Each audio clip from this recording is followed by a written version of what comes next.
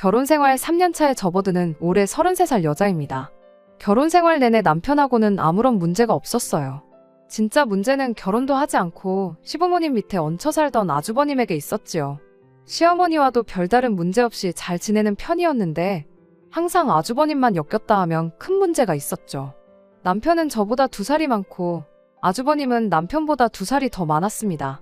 여태껏 살아오면서 수많은 사람들을 만나봤지만 저희 아주버님만한 사람은 또 본 적이 없는 것 같습니다. 결혼 전 시댁에 처음 인사를 드리러 갔을 때가 돼서야 아주버님을 실제로 처음 만나게 되었어요. 왜? 형만한 아우가 없다는 말이 있잖아요. 남편의 사람됨됨이 덕분에 아주버님 또한 좋은 사람이 아니겠냐 하고 막연하게 생각하고 있었습니다. 남편하고는 연애를 꽤나 길게 했던 편인데 아주버님을 실제로 만나본 적은 한 번도 없었거든요. 아주버님을 처음 만난 날이 돼서야 남편이 저에게 자기 형을 한 번도 소개시켜주지 않았던 이유를 알게 되었습니다. 아무래도 나이 차이가 4살이나 나다 보니 제가 불편해할까봐 그랬던 거라고 생각했는데 그게 아니라 말 그대로 보여주기 쪽팔려서 그랬던 거였어요. 그날 그 자리가 결혼 허락받으러 처음 인사드리러 갔던 자리였고 가볍게 식사 정도만 하는 자리였거든요. 시어머니도 가만히 계셨는데 자기가 무슨 면접관이라도 된 것 마냥 저에게 질문들을 던지더라고요. 심지어 아주버님이 던진 질문 중에는 대답하기 굉장히 껄끄러운 사적인 질문도 덜어 있었어요. 제가 유학을 다녀왔는데 유학 갔을 때 외국인 남자친구가 있었느냐 하는 그런 것들부터 해서 말이죠. 외국인들 만나다가 내 동생 만나니까 수준차가 나지 않느냐 하는 어이없는 질문을 해대기 시작하는데 그래도 다행스러웠던 건 아주버님 질문이 고약해지니 남편이 불편한 기색을 숨기지 않았고 시어머니 또한 너는 뭐 질문이 그러냐며 아무 말도 하지 말고 가만히 있으라고 막아주셨다는 거예요. 아주버님에게 발언의 기회가 사라지게 되니 곧 관심이 없다는 듯 그냥 자리에서 일어나 버리더라고요. 이내 거실 소파에 들어누워서 손님인 제가 있건 말건 간에 TV를 켜더니 혼자 킬킬대면서 예능 프로그램을 보기 시작했어요. 남편은 짜증이 가득한 표정이었고 시어머니도 안색이 금세 어두워지더군요. 그런 아주버님 덕에 저희는 밖으로 자리를 옮겨야 했고요. 시어머니가 저 온다고 해서 음식도 이것저것 준비해 주셨는데 그건 집에 돌아가는 길에 따로 반찬통에 담아서 저한테 주셨어요. 아무튼 옮겨간 자리에서 시어머니가 아주버님에 대한 이야기를 먼저 꺼내셨습니다. 첫째도 둘째 마냥 자기 앞가림은 스스로 했으면 얼마나 좋았겠냐 하면서 첫째라고 집안 지원은 있는 대로 다 받았는데 혼자 노력한 둘째의 반도 못 따라간다며 한탄을 하시더군요. 그때 아주버님이 그 나이 먹도록 아직 제대로 된 직장은 물론이고 모아놓은 돈 또한 한 푼도 없다는 걸 알게 되었지요. 그때 취직해서 일을 하긴 했는데 1년 버티면 오래 버텼다 할 정도로 진득히 한 직장에 머물지를 못한다고 하더라고요. 들어보니 직장 동료들하고 관계도 안 좋고 그런 식이었어요. 그나마도 30 넘어서부터는 취직 자리도 잘 구해지지 않아서 요 근래에는 아르바이트하고 그러는 게 고작이었나 보더라고요. 취직은 이제 바라지도 않고 차라리 적당한 사람 만나서 결혼이나 했으면 좋겠다고 신세한탄을 하시는데 제가 거기다가 대고 뭐라고 딱히 할 말은 없더라고요. 다만 앞으로 결혼하면 아주버님과는 잘 지내지는 못하겠구나 하는 생각뿐이었습니다.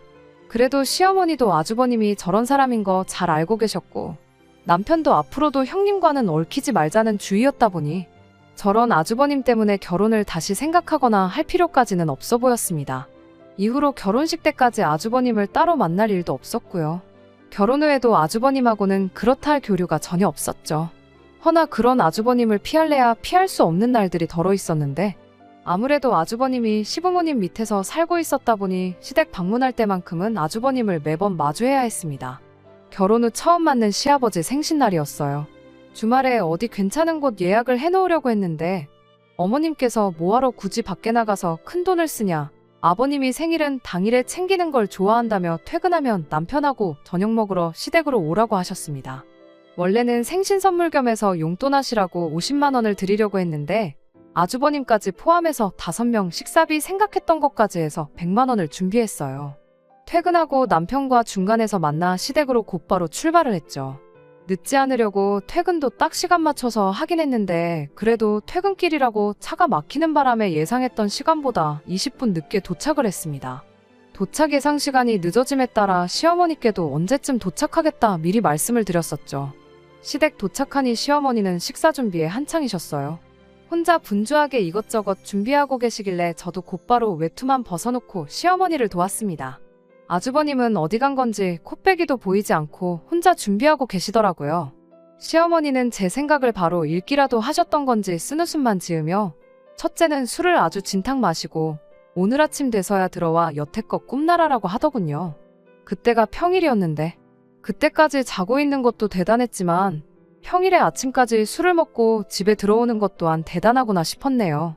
제가 어머님 앞에서 아주버님 흉을 볼 것도 아니고 같이 뒷담화를 할 것도 아니고 해서 그 말 듣자마자 그렇군요 하고 대화의 화제를 애써 돌렸습니다.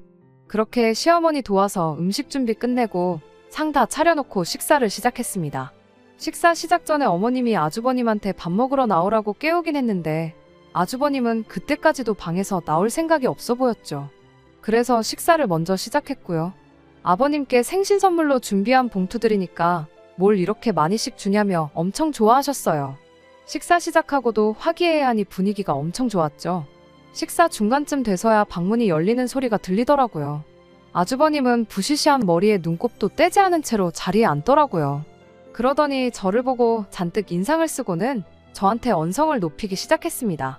저보고 개념이 없다고 하면서 말이죠. 저 인간이 왜 저러나 싶었는데 고작 한다는 소리가 어른이 숟가락을 들기도 전에 밥을 먹는 게 말이나 되냐는 소리였어요. 말인즉슨 제가 이 집에서 제일 미친데 자기가 식사 시작하기도 전에 제가 밥을 먹고 있었다는 게 언짢다는 거였어요. 세상에 이게 무슨 미친 소리인가 싶었어요.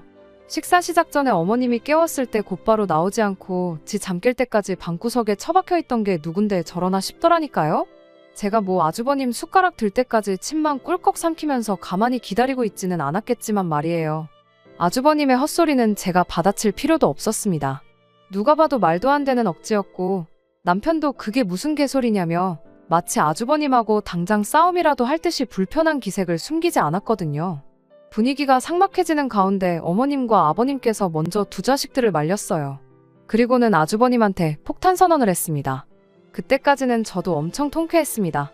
아무래도 당신들이 자식 교육을 잘못 시킨 것 같다고 하면서 아주버님을 집에서 쫓아내버렸거든요. 정신 못 차리고 사는 거 자식이니까 품어줬더니 똥오줌도 못 가린다면서요. 여태껏 대주던 생활비도 다 끊어버리는 건 물론이고 역으로 앞으로는 집에 생활비를 보태라고. 생활비 안 내는 순간 짐 싸서 밖으로 내쫓아버리겠다고 하는데 아주버님이 찍소리도 못하는 꼴을 보니 아주버님하고 몇 번 트러블이 있지는 않았지만 제 속이 다 후련했어요. 시부모님도 이번 기회를 통해 아주버님 사람 한번 만들어 보려고 했던 것 같은데 그때까지는 저도 쌤통이다 싶었는데 아주버님이 시부모님이나 저희 생각을 훨씬 넘어서는 사람이었고 역효과가 날 거라고는 그때 당시에는 아무도 생각을 못했습니다. 그날 이후로 아주버님이 아르바이트이긴 하지만 일자리도 구했고 과정까지는 다 좋았는데 돈이 생기니 또 그 돈을 홀랑 술 먹는 데다 써버렸던 거예요. 내야 했던 생활비를 못 낸 건 말할 것도 없지요. 평소 시부모님 같으면 그냥 넘어가셨겠지만 꺼낸 말이 있다 보니까 이번에 그냥 넘어가면 아주버님이 원래 모습으로 돌아오는 건 시간 문제라고 생각하셨는지 아주버님을 진짜로 집에서 내쫓아버렸습니다. 그 소식을 남편에게서 전해 들었을 때는 진짜 통쾌했는데 문제는 바로 다음 날이었어요. 쫓겨난 아주버님이 짐 싸들고 저희 집으로 찾아왔거든요. 퇴근하고 왔는데 우리 집 현관문 앞에 짐 가방이랑 그 옆에 쪼그려 앉아있는 아주버님 보고 식겁했어요. 저희 때문에 쫓겨난 거니까 저희 보고 책임지라고 막무가내로 나오더라고요. 시댁에 보내야 할 생활비를 내놓던지 아니면 저희 집 방 한 칸을 비우던지 하던가 해서 말이에요. 그 와중에도 자기가 무슨 잘못을 한 건지 뉘우치기는커녕 탓할 사람을 찾고 있다니 웃음도 나오지 않았습니다. 결국 시부모님이 직접 오셔서 아주버님을 데려가는 상황까지 오게 되었고 그때 시부모님도 저도 남편도 아주버님에 대해서는 두 손 두 발 다 들었습니다. 당연히 그날부로 나가던 아르바이트도 그만뒀고요. 저런 사람이 남편과 형제라니 정말 믿기지가 않았어요. 그 뒤로는 시댁의 발길도 끊었습니다. 시부모님과 아주 연을 끊었다거나 그런 건 아니에요. 정확히 말하자면 아주버님과 연을 끊어낸 거나 마찬가지였죠. 명절 때는 어쩔 수 없이 시댁에 가야 했지만 그 외의 이유로 시부모님을 만나거나 식사라도 한 끼 대접하려면 무조건 밖에서 만났습니다. 저희 인생에 있어 아주버님이라는 사람을 아예 빼놓으니 솔직히 저는 너무 편했어요. 남편도 애초에 아주버님하고는 엮이는 걸 싫어했었으니 아무런 불만이 없었죠. 다만 시부모님의 경우는 예외였지요. 아무래도 두 형제가 서로를 의지하고 그러는 모습을 보고 싶었을 테니 속이 많이 상하셨을 거예요. 하지만 그렇다고 바뀔 의지조차 없는 아주버님과 억지로 사이가 좋아지려 노력해야 할 이유는 없었지요. 믿는 도끼도 아니고 믿지도 않던 도끼가 어김없이 저희 발등을 찍어대는데 시부모님 속상한 거야 충분히 이해가 되지만 저희가 어떻게 할 수 있는 게 아니었으니까요. 그렇게 얼마 전까지는 아무런 문제가 없었어요. 아주버님이 난데없이 결혼 소식을 들고 오기 전까지는 말이에요. 그 소식에 저희도 놀랐지만 진짜 놀랐던 건 시부모님이셨어요. 가망이 없다고 생각했던 장남이 그 어떤 신호도 없이 결혼하겠다 하는데 안 놀랄 부모가 어디 있겠어요. 심지어 그 아주버님이 결혼하겠다고 직장까지 구했다고 하더군요. 아주버님이 나이에 비해 경력이 전무했던 편이다 보니 구했다는 직장도 최저시급 정도 받는다고 해도 무방한 중소기업이었지만 시부모님은 그것만으로도 장족의 발전이 아니겠냐며 엄청 좋아하셨어요. 우리 장남이 드디어 정신 차렸다 하시면서 말이죠. 제가 성격이 꼬인 건지는 몰라도 시부모님이 저렇게 감동하는 동안 저는 저런 아주버님하고 결혼하겠다는 사람도 있구나 하고 놀랐어요. 저희 남편도 한 가족이다 보니 시부모님처럼 생각하고 싶었겠지만 저랑 비슷한 생각을 하고 있었더라고요. 저랑 다툰 뒤 아주버님이 쫓겨난 이후에도 시부모님이 종종 아주버님이 취직만 하면 꼭 생활비를 받아내겠다는 식으로 말씀을 하셨는데 그 이야기도 쏙 들어갔습니다. 오히려 결혼하는데 집이라도 한 채 해줘야 하는 거 아니냐며 그 돈을 어디서 구해야 하나 고민이셨어요. 저희 결혼할 때 시댁에서 1억 지원받았어요. 1억 큰 돈인 거 저도 잘 알고 있습니다. 제 월급 가지고 숨만 쉬고 모은다고 해도 3년 가까운 시간이 걸리는 큰 돈이지요. 지원해주신 거 참 감사한 일이고 그 덕에 대출도 많이 줄일 수 있었지만 막상 아주버님 결혼할 때는 집을 해준다고 하시니 그게 못내 좀 서운하긴 했네요. 사족이긴 합니다만 저희 결혼은 반반 결혼했고 제가 모은 돈이 남편에 비해 모자라긴 했지만 부족했던 만큼 친정에서 1억 5천 지원받아 왔습니다. 아무리 아주버님이 시부모님의 아픈 손가락이라고 해도 가만히 있어도 알아서 잘하던 저희 남편보다 인생 헛살았다고 해도 무방한 아주버님한테 더 큰 지원을 해주신다는데 남편도 내색은 안 했지만 저랑 비슷하게 서운했었을 거예요. 시부모님이 집 해줘야겠다는 이야기를 꺼냈을 때 표정하며 그 주 주말에 잘 마시지도 못하는 술까지 마시고 집에 들어왔으니까요. 시부모님이 지나가면서 꺼냈던 이야기였긴 한데 장남이라고 집안 지원 홀랑 받았다는 이야기가 떠오르더라고요. 뭐 아무튼 좋은 소식은 좋은 소식이다. 남편도 시부모님이 큰 짐 하나 덜어놓으시는 거 아니냐 하고 금세 이겨냈어요. 좋은 점만 보기로 했던 거예요. 저만 마주쳤다 하면 시골에 풀어놓은 말 안 듣는 개마냥 으르렁거리는 게 우선이었던 아주버님이었는데 결혼 소식 이후로는 정말 사람이 달라졌거든요. 시부모님도 늘 괜찮다고는 하셨지만 은근 저희가 잘 지내기를 바라셨는데 이참에 아주버님이 정신 차렸다면 잘 못 지낼 이유도 없었고 서운한 마음이야 여전하겠지만 따지고 보면 시부모님 돈 시부모님이 쓰고 싶은데 쓰신다는 건데 저희 서운하다고 못 쓰게 할 것도 아니었으니까요. 하지만 아주버님이 결혼할 여자라고 소개시킨 자리에 다녀오고 나서 앞으로 잘 지내겠다 하는 기대가 하루아침에 사라져버리고 말았습니다.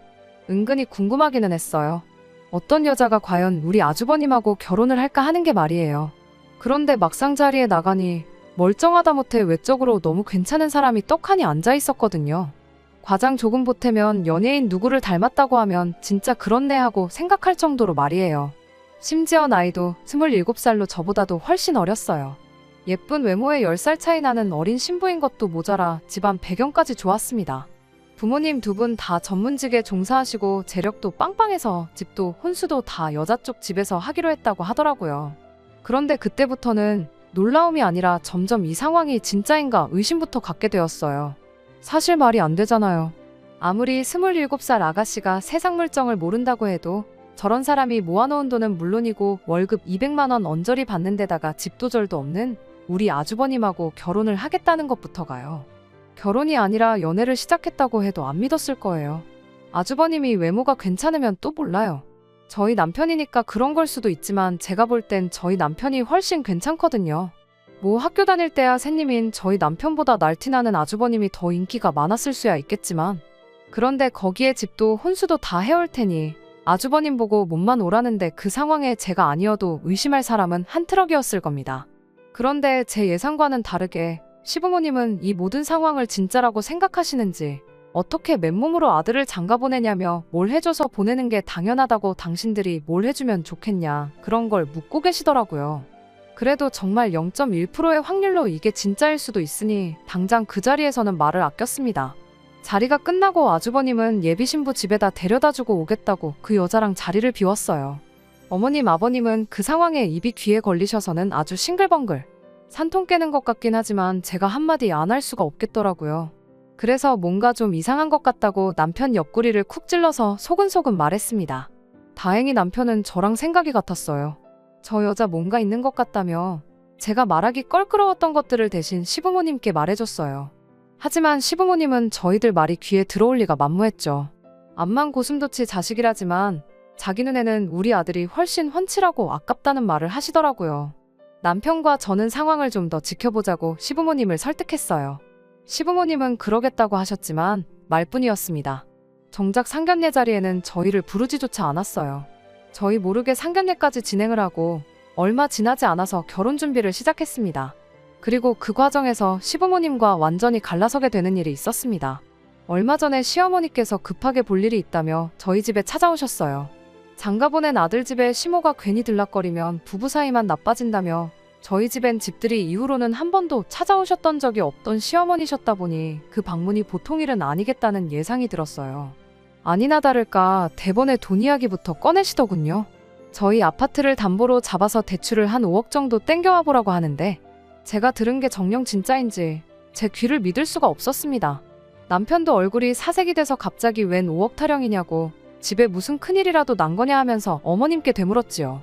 어머님은 단일에 주저함도 없이 그게 아니라 니네 형 결혼 비용 때문에 그런데 도무지 당장 10억을 구할 방법이 보이질 않아서 너네 도움 좀 받으러 왔다는 이야기를 꺼내시더군요.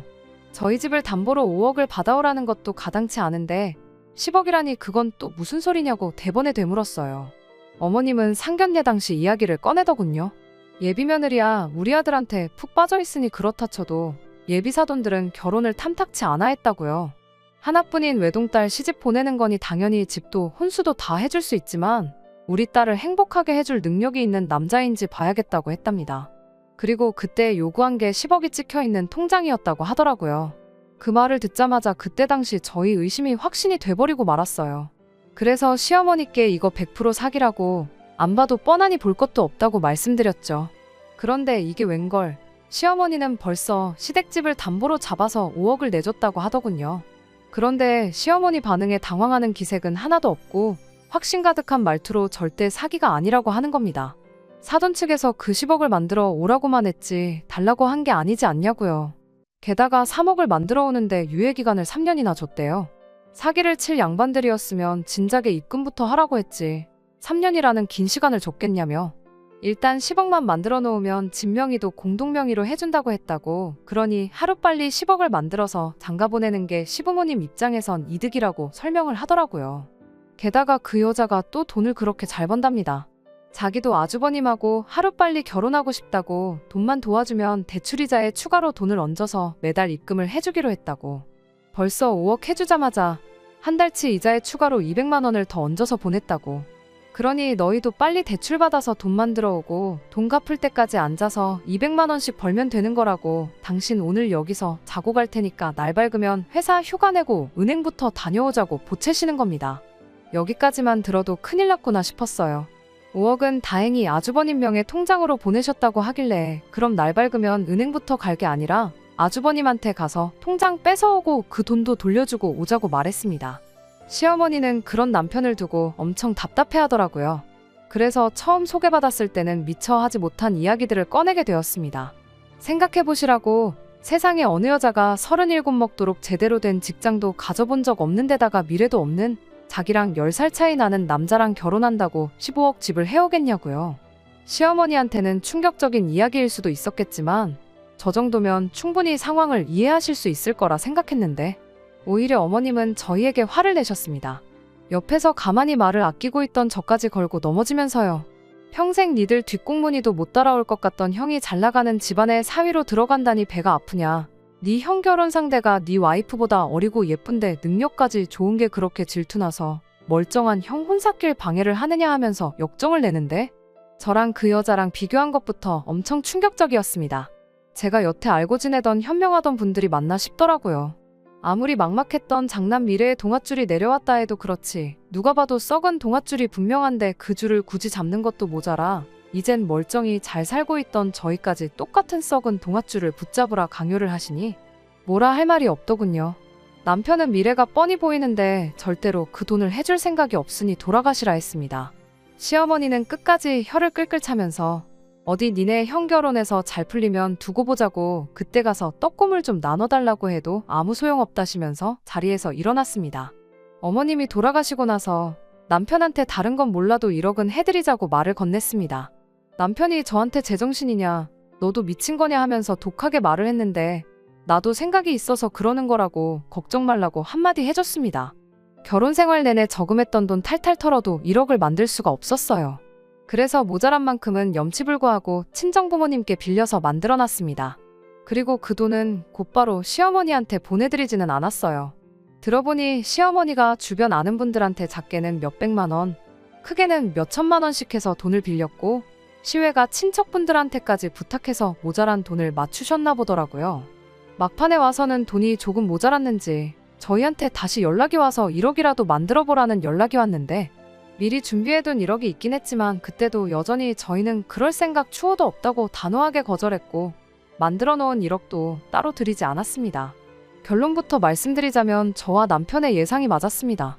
그 여자 전문 꽃뱀이었어요. 부모라고 상견례 자리에 따라 나왔던 사람들 역시 한패거리였을 거예요. 시어머니가 여기저기 뛰어다니면서 10억 만드는 동안 5개월이라는 시간이 더 지났었습니다. 그 과정에 여자 쪽에서 아주버님과 결혼을 빨리 하고 싶으니 해주는 거라며 이자에 추가로 200만 원씩을 계속 보내주고 있었다고 하고요. 그 과정에서 돈 빌려준 시외가 친척분들도 똑같이 이자에 추가로 얼마씩을 받는 상황이었다 하고 그 당시만 해도 아주 온 집안이 잔치 분위기였답니다. 돈 많은 조카 며느리 덕 좀 보겠다 하면서 그 와중에도 저희를 두고 질투심에 눈이 멀어서 부모 형제도 저버린 자식이라며 저희를 나쁘게 말하는 것도 잊지 않았었죠. 애초에 집안 분위기 자체가 장난만 잘 풀리면 그만인 집이었더라고요. 둘째 키워봐야 아무 소용없다고 효도도 모시고 사는 것도 다 첫째가 하는 거 아니겠냐 그러는데 솔직히 그런 말 면전 앞에서 들으면 기분은 엄청 나빴지만 한편으로는 안심이 되었습니다. 저희 쪽에서 하지 않아도 먼저 알아서 연을 끊어주신 거나 마찬가지였으니 말이죠. 돈이 다 모이고 나서 여자 쪽에서 통장도 좋지만 현금 뭉치를 들고 가는 게 더 박력 있어 보일 것 같다고 아주버님한테 그 돈을 인출해서 가자고 꼬셨다네요. 아주버님은 싱글벙글 입이 귀에 걸려서 그 돈을 싹 다 인출했고요. 사위가 된 걸 축하하네 어쩌네 하면서 그날 술자리를 열었나 본데 평소에도 아침 밝을 때까지 멀쩡하게 술만 잘 마시던 남들보다 잘난 건 주량밖에 없던 아주버님이 그날따라 한두 잔 마시고부터 그 이후는 아무 기억이 안 난다고 하더군요. 단지 눈을 떴을 때 그 집 식구들은 물론 돈가방까지 온데간데 없었다는 기억 말고는 말이죠. 경찰에 찾아가 봐도 때는 이미 늦었던 거고요. 알고 보니 그 사람들한테 당한 아주버님 같은 사람들이 전국 팔도에 몇 명씩은 있다고 하더라고요. 애초에 돈 받고 이자에 얹어서 큰 돈을 줬던 것도 다 시부모님을 믿게 만들려고 했던 거였어요. 당장 몇천만 원 포기해서 이 사기극만 성공하게 된다면 10억이 굴러들어오는데 그쪽에서도 손해보는 장사가 아니었으니 사람들을 속이기 위해 큰 돈을 썼던 거였습니다. 사진 몇 장 가지고 맘먹고 잠적해버린 사람들을 어떻게 찾아내겠어요. 이미 비행기를 탔어도 지구 한 바퀴는 돌았을 만큼 시간이 지나 있었는데 말이죠. 결국 저희 예상대로 아주버님의 시부모님, 거기에 시외가 친척분들까지 그렇게 돈을 다 떼먹히고 마른 겁니다. 시부모님하고 아주버님이 당장에 당신들 좀 살려달라고 저희 집에 찾아왔어요. 키워봤자 소용없는 둘째 집에는 왜 오셨냐고 남편도 냉랭하게 나왔습니다. 그리고 그때 제가 미리 준비해놓았던 1억 원을 내드렸어요. 불쌍해서 도와주고 싶어서 드린 건 절대 아닙니다. 결혼할 때 지원해줬던 1억? 이제 돌려드리는 거라고요. 그리고 이제 이걸로 어머님 아버님과 저희 사이에 더 이상 금전적으로 그 어떤 것도 얽힌 게 없는 거라는 설명도 덧붙였습니다. 애초에 저희가 말렸던 일이었던 만큼 앞으로도 이 일과 관련해서 도와드릴 수 없다는 걸 확실하게 밝힌 거예요. 시부모님도 아주버님도 그런 저희 앞에 할 말이 많아 보였지만 당장 상황이 어쩔 수 없으니 그거 받고 조용히 돌아갔습니다. 그렇게 시댁하고 연 끊고 지낸 지도 벌써 몇 달이 넘어가네요. 간간히 시부모님한테 연락이 오고 있긴 하지만 애써 다 무시하고 있습니다. 그건 남편도 마찬가지고요. 남편은 아직도 자책을 하고 있어요. 대로변에 드러눕는 한이 있더라도 시부모님을 자기가 뜯어말렸어야 했다고요. 하지만 당시 상황을 다시 생각해봐도 저희가 무슨 수를 쓴들 시부모님을 막을 방법은 없었을 것 같아요. 남편한테 시부모님한테 1억 돌려드리고 완전히 연을 끊어버린 내가 원망스럽냐고 물어봤는데 다행히 그렇지는 않답니다.